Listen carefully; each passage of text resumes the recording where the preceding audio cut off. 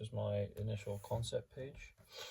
I wanted to promote positive fidgeting in urban environments such as public transport spaces like bus stops, on trains, on subways, and airports, where the general public can use it even if they don't need it. They can use it where it's there, in places where they could be stressed, bored, or upset for any reason.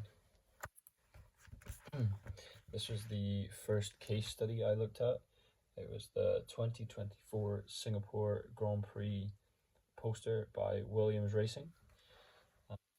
They incorporated quite a bento box style layout, with sweeping typefaces, some top-down isometric and inverted views. I really liked the way they had the layout, how colourful and vibrant the poster was, and I appreciate how everybody could look at it, see exactly what it is, understand it, enjoy it, even if they don't follow the sport or know anything about it. The use of this poster was to promote the Grand Prix, and I feel it does it in the most perfect way for everybody to see. The colours really jumped out at me, and the contrast of the blue and the orange together throughout was really stimulating to the eye. My three main words I got from this were emotions, colour, and the sensory factor. My second case study was this surf bench by a designer called Com Andre Lange. I really like this piece because it was implemented in public spaces to engage with the general public, kids, adults, anyone who needed a seat. They could sit on this bench. It's made from wood, it gives most a calming feel, which I'd like to incorporate in my final product, maybe not essentially with the material, but definitely through emotion. The key characteristics I got from this were that it's fun, it's usable, and it's engaging to anyone that decides they need it or want it. And they're really things I want to incorporate in my final design, concept, brand, everything like that. My next case study was the Casio 158AW. Just a watch I admire a lot because of its sleek and timeless look. I've quite liked the sensation of the cold metal, and the combination with the really shiny metals that just catch your attention in lots of different ways. It can be worn by absolutely everyone. Again, it's universal, same as my other two case studies. It's quite a solid theme. My keywords I got from this were timeless, functional, retro, and stylish. They're, again, things I want to touch on in my final designs.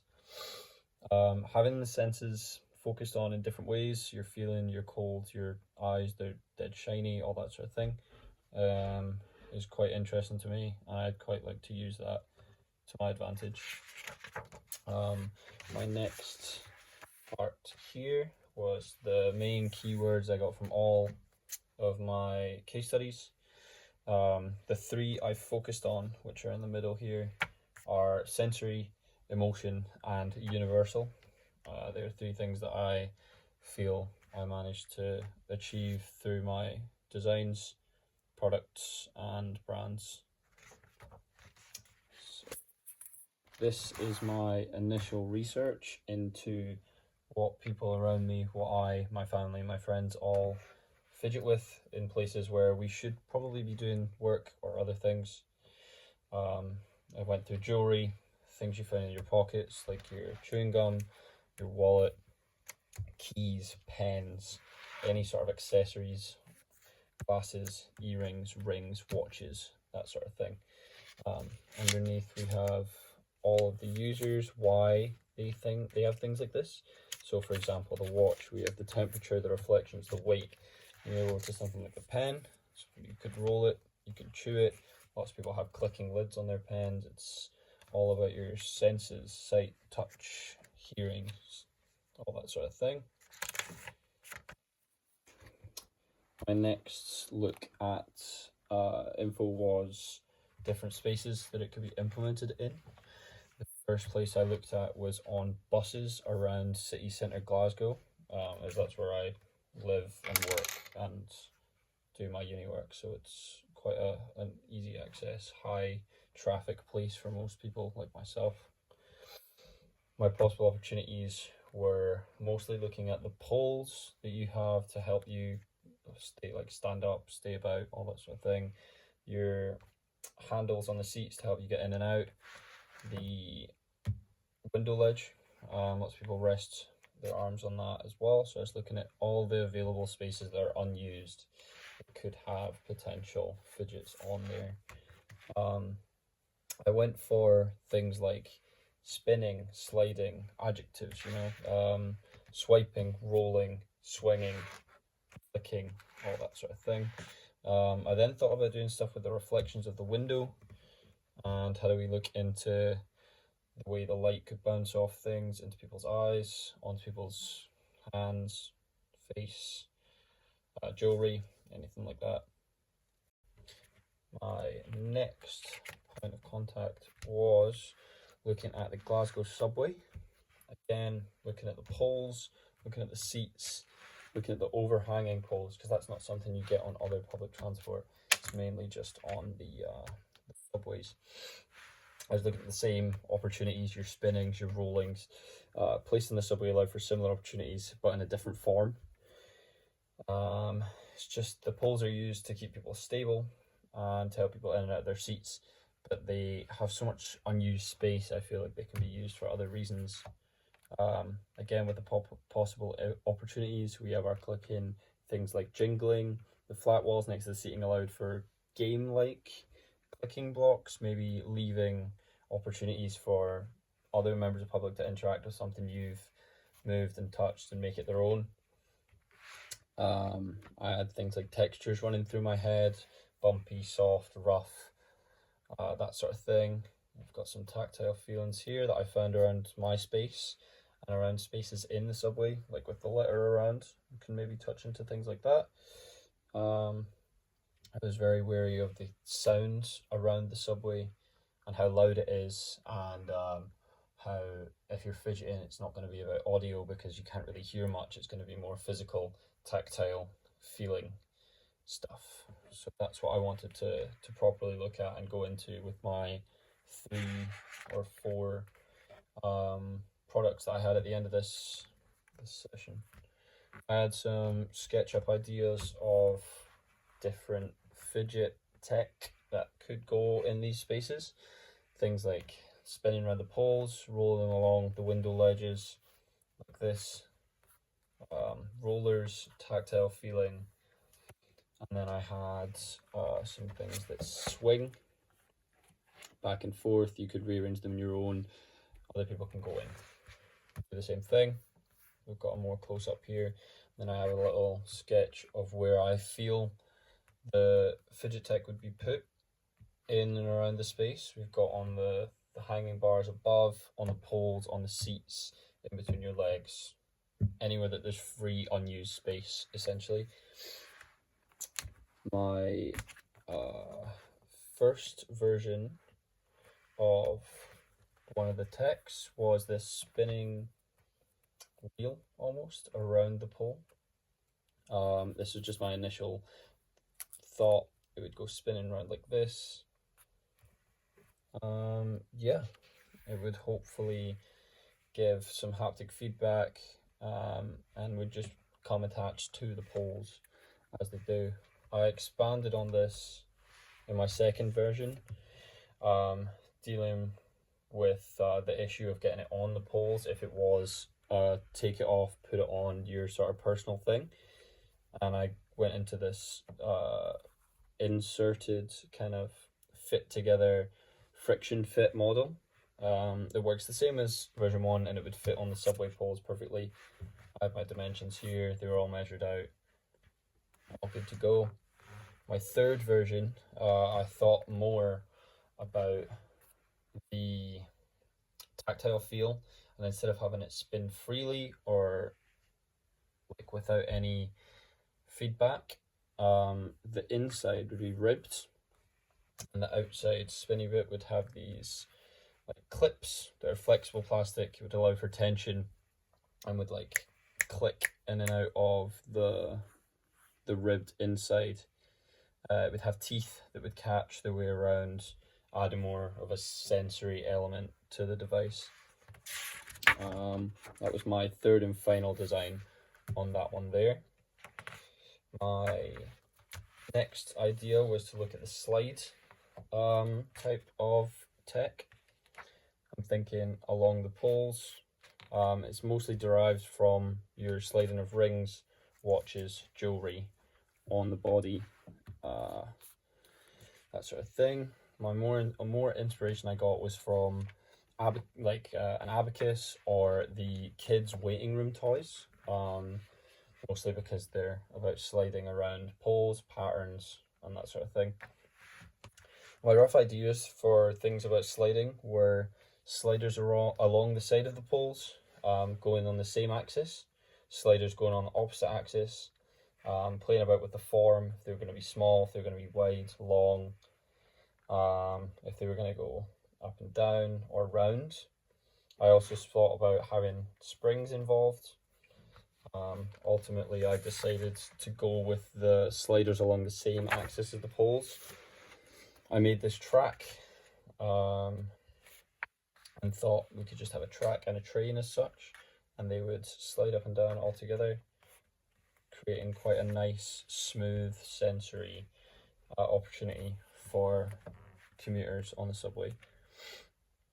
For size, I've just got a wee drawing of a finger there, and it would be around about the size of your fingertip, so you can get a good grip on it and slide it up and down on our track over here. My notes for this was that the slider size and shape would probably need to change, and add some chamfers, some fillets to make a more comfortable, less jaggy look and feel. For my second version, I changed the grip, the frame as such, into a more pyramid look with a thinner top for an easier grab. And I changed the tracks into a more hexagon shape rather than square edges. It made for easier sliding, less friction, and a more comfortable experience for the user. Third thing to be added was the chamfered edges to make a sleeker look and less jaggy edges, more comfortable for the user again. This was my final drawing for that. The rails allowed for lots of options. There would be 4 to 6 rails on each pole, either long, short, tall, skinny, just as many variations as possible, and each one would have its own slider. Yep. My third and final product for this was looking at the pushing ideas, push and pull. Inspiration really came from light switches, your pen top clicks, your keyboard clicks, that sort of feel.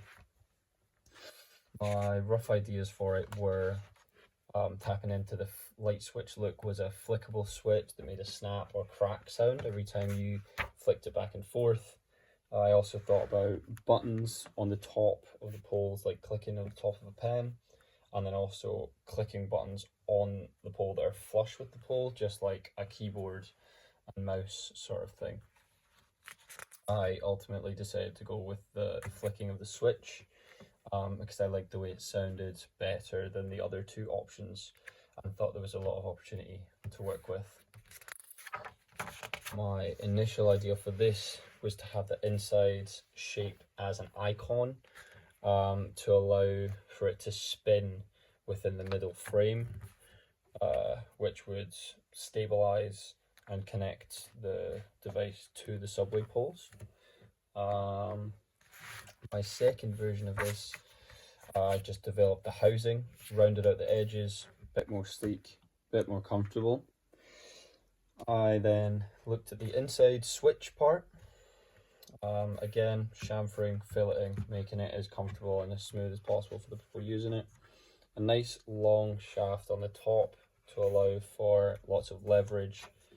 A point of friction and resist of at the bottom, just making it a bit of a point.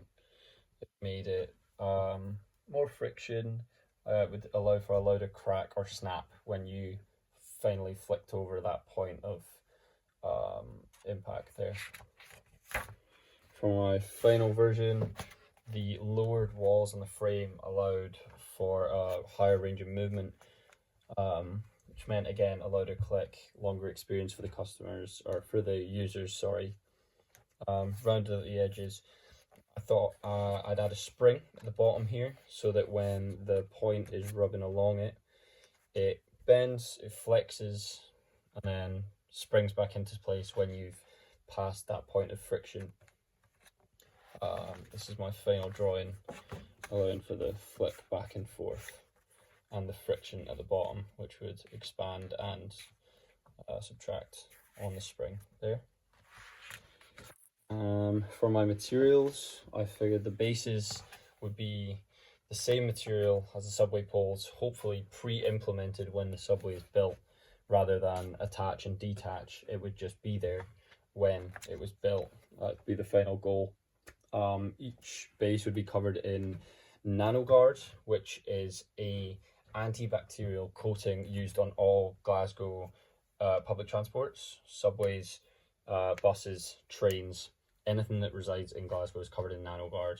It makes sure this is safer, less germy, and just better in general. It will keep them all bacteria free and stimulate the users. There'll be materials on each fidget along with a color code for ease of info. So for my spin fidget, I would have a grippy texture like workers' gloves. It would be comfortable, tactile, made of rubber, really easy to grip and hold on to, as well as being good for spinning, and a thin material, lightweight, very good. Your next one would be on the slide. On the top of each slider, there would be a rough sandpaper almost grip on top, similar to a nail file. It would be coarse. It would be probably the most coarse of the three, and would also be long, probably the most long lasting. For my push, I thought of having a soft padding on top and sides of the switch. It'll soften the pushing motion on the side for the person using it, making it more comfortable, and it combats the aggressive sound of the snap and helps to give a contrast of senses.